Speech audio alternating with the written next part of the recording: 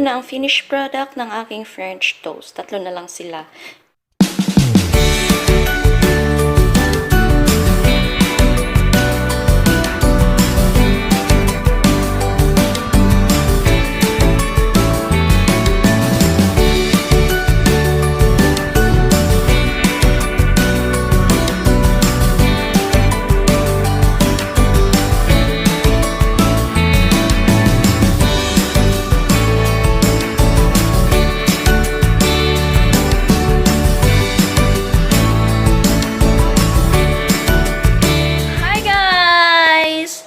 It's day unknown sa ating community quarantine na hindi ko na alam kung pang ilang days na tayong nakakulong. So, today ay gagawa ako ng French toast. Yun, wala lang magawa. So, stay tuned!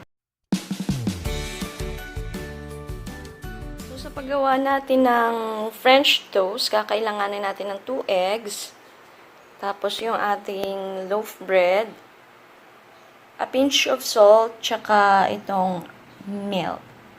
Now, ang gagawin natin ay babatihin natin yung itlog. And then, ilalagay natin yung ating asin.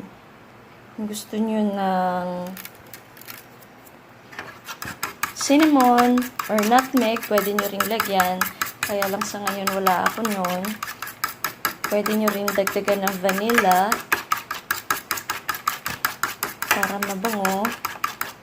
Ayan. Tapos ilalagay natin yung milk. Ayan.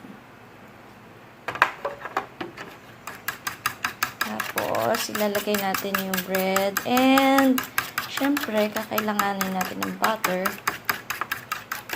para sa pagluto.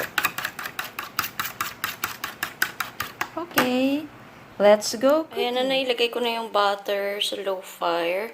Next, nalalagay natin ay yung bread. So, idadunk na natin yung bread sa mixture natin para maiprito. Ayan.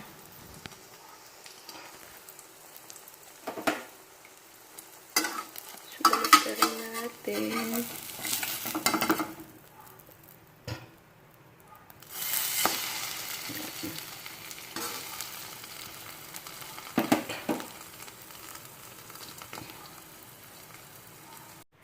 And ito na ang finished product ng aking French toast. Tatlo na lang sila.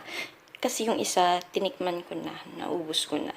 So, wala kaming maple syrup. Lockdown ngayon. Di tayo basta-basta makalabas. Pero, meron akong honey. So, honey na lang ang aking pamalit sa maple syrup.